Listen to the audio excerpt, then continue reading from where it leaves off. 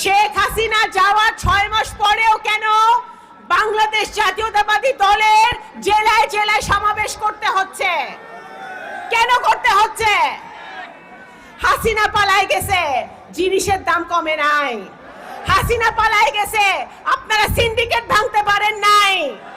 হাসিনা পালায় গেছে, দুর্নীতি বন্ধ করতে পারেন নাই।